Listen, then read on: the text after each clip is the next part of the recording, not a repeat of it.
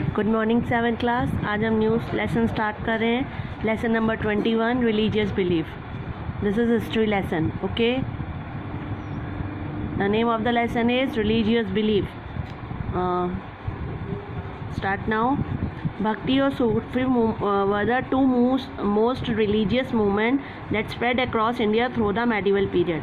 यानी आपने जो अभी पीरियड पढ़ा है मेडिवियल पीरियड के बीच दौरान भक्ति और सूफी जो हैं वो टू मेजर रिलीजियस मूवमेंट रहे हैं जो पूरे इंडिया में अक्रॉस इंडिया दूर दूर तक फैले हैं। वर्ड भक्ति इटसेल्फ, भक्ति का मतलब होता है डिवोशन, यानी कि भक्त याद करना, किसको? भगवान को प्रे करना, याद करना।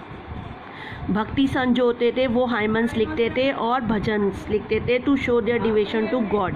भक्ति मूवमेंट जो है वो भजन और हाइमन्स यानी दोहाज लिखते थे भगवान को याद करने के लिए, यानी उनको डिवोट करने के लिए। सूफी संत जो हैं ऑल्सो सैंग सॉन्ग्स को गाते थे और अपने म्यूज़िक के द्वारा भगवान को अपनी फीलिंग्स को एक्सप्रेस करते थे। बोथ सूफी और भक्ति संत जो भक्ति और सूफी संत हैं वो कॉमनर्स थे who led a simple life, यानी कॉमन पब्लिक में से ही लोग थे जो सिंपल लाइफ व्यतीत करते थे। उनका सेल्फ मोटिव था नीड उन लोगों को, भगवान के साथ उन लोगों को हेल्प करना जिनको इसकी आवश्यकता है। दी संत रिस्पॉन्सिबल थे influence their life of the people to that of fear, यानी उस समय के लोगों की लाइफ पर इनका सीधा प्रभाव पड़ता था। जैसे ये सिंपल रहते थे ऐसे ही वहाँ उस समय के लोग सिंपल जीवन व्यतीत करते थे। भक्ति मूवमेंट को दो पार्ट में डिवाइड किया गया है, यानी भक्ति संत जो थे वो दो तरह के होते थे, एक तो नारायणन्स, एक अलवर्स। नारायणन्स वर दोज पीपल, नारायणन्स वो पीपल थे जो लॉर्ड शिवा की भक्ति करते थे, और अलवर्स वो भक्त कहलाते थे जो लॉर्ड विष्णु की भक्ति करते थे। ठीक है, यानी भक्ति मूवमेंट के टू रिलीजियस सेक्ट्स हो गए, Nayanars and Alvars. Narayan were those people who devotee of a Lord Shiva and the Alvars were those who devotee of the Lord Vishnu. वो कास्ट सिस्टम में बिलीव नहीं करते थे, विच वर उस समय जो कास्ट सिस्टम था ब्राह्मण क्षत्रिय ये उसमें बिलीव नहीं करते थे। ये डिफरेंट बैकग्राउंड और कास्ट से आए थे, या ये कह लीजिए खुद छोटी छोटी कास्ट से आए थे, इनको अनटचेबल कहते थे या शूद्रास कहते थे। दे स्प्रेड मैसेज और लव, उन्होंने प्यार का, भाईचारे का मैसेज दूर दूर तक पहुँचाया। अकॉर्डिंग टू देम, उनके हिसाब से भगवान को याद करो, सच्चे मन से याद करो तो आपको गॉड की प्राप्ति हो जाएगी। इन्होंने इसके लिए ये ट्रैवल एक जगह से दूसरी जगह मूव करते थे। मैंने अभी बताया दोहाज और सॉन्ग्स गाते थे और भगवान को याद करते थे। टेम्पल्स जैसे जहाँ से ये temples were later built at place which were visited by these saint, ये सन जहाँ से जाते जा रहे थे, गुजरते थे, बाद में वहाँ पर टेम्पल्स बन जाते थे। ये भक्ति संस जो हैं वर फॉलोअर, इन भक्ति संस को भी दो पार्ट में डिवाइड किया गया है, शगुन और निर्गुण। सगुन वो जो गॉड को मानते थे यानी मूर्ति पूजा, और निगुण स्कूल यानी वो जो मूर्ति पूजा में विश्वास नहीं रखते थे। अब आता है भक्ति संस। शंकराचार्य और Ramanuja was the two important bhakti sant of south India. South India के दो इम्पॉर्टेंट भक्त हैं, शंकराचार्य और रामानुज। सबसे पहले आता है आपका शंकराचार्य। शंकराचार्य का जन्म केरला में हुआ था। वो ग्रेट फिलोसफर थे 8th सेंचुरी के। उनकी फ़िलॉसफी को अद्वैता भी कहते हैं। उन्होंने one as God of human soul की, हर आदमी के दिल में गॉड होता है हमें उसे पहचानना चाहिए। ये बिलीव करते थे कि माया वगैरह यानी मुक्ति के लिए हमें भगवान को याद करना चाहिए, और माया धन वगैरह ये बेकार की चीज़ है। बेकार के दिखावे से हमें बचना चाहिए, हमें सच्चाई के मार्ग पर चलना चाहिए, भगवान को याद करना चाहिए।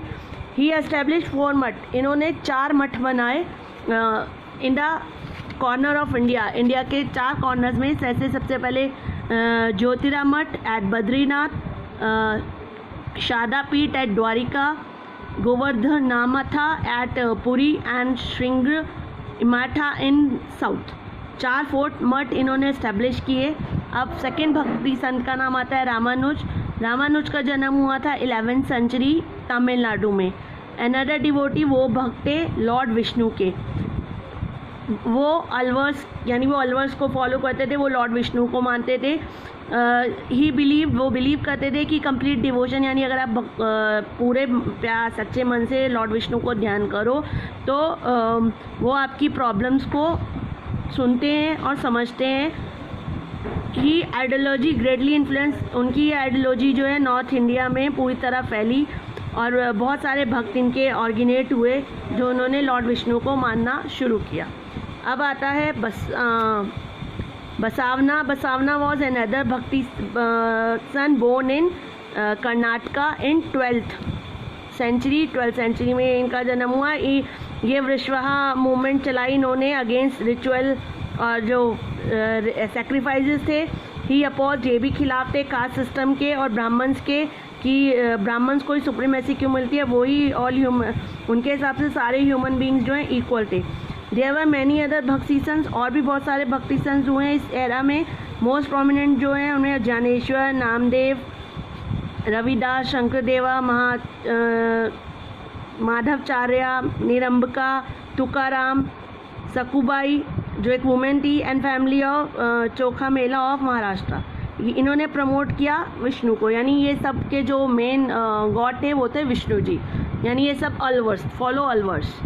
उसके अलावा नेथापंथी, सिद्धाचार्य एंड योगीज वर सम सन जिन्होंने क्रिटिसाइज किया, यानी जो रीति रिवाज और सेक्रीफाइसेस के खिलाफ थे। ट्रेडिशनल रिलीजन को उन्होंने प्रमोट नहीं किया बल्कि सोशल ऑर्डर, कोई रीज़न नहीं है गॉड को याद करने का। ये संत भी बहुत फेमस रहे। अब आता है आपका तुलसीदास। तुलसीदास का जन्म हुआ था 16th सेंचुरी में। ये कंसिडर किए जाते हैं ग्रेटेस्ट हिंदू पोएट सन।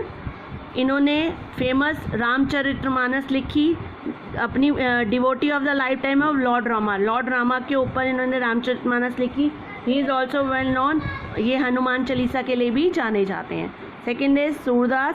सूरदास जो 15th सेंचुरी के थे, संत थे, पोएट थे और म्यूजिशियन थे। फॉर हिज डिवोशनल सॉन्ग, ये अपने डिवोशनल सॉन्ग्स के लिए जाने जाते हैं। ये डिवोटी थे लॉर्ड विष्णु के, लॉर्ड कृष्णा को बहुत मानते थे, लॉर्ड विष्णु का ही जो रूप है। इनकी पोएम कंपाइल की गई हैं इनके फॉलोअर्स के द्वारा in the form of Sursagar, यानी इनकी बुक का नाम है सूरसागर, जिसके अंदर इनकी पोएम्स को रखा गया है। सूर सारावली और साहित्य लहरी भी इनकी फेमस बुक्स हैं। दीज पोएम्स कंटिन्यू, आज भी ये बुक्स बहुत पॉपुलर हैं। अब आता है चैतन्य। चैतन्य वॉज ए भक्ति संत। चैतन्य भी एक भक्ति संत थे जो पॉपुलर है जो अपने भक्ति मूवमेंट के लिए इन बंगाल, असम एंड उड़ीसा में।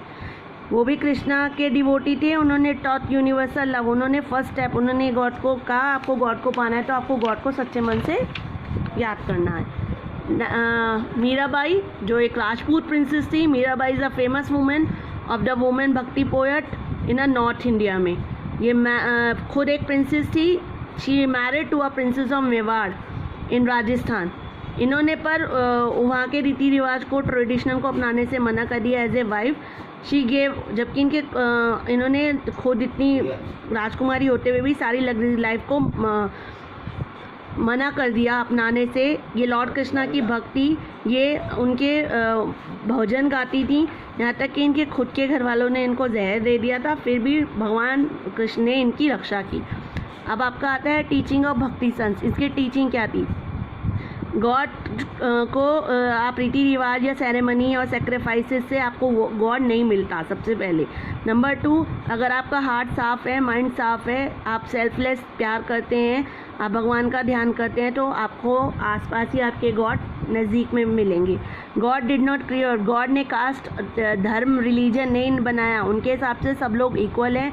रिलीजियस टॉलरेंस है, यानी ये सब तो इंसानों ने बनाई है।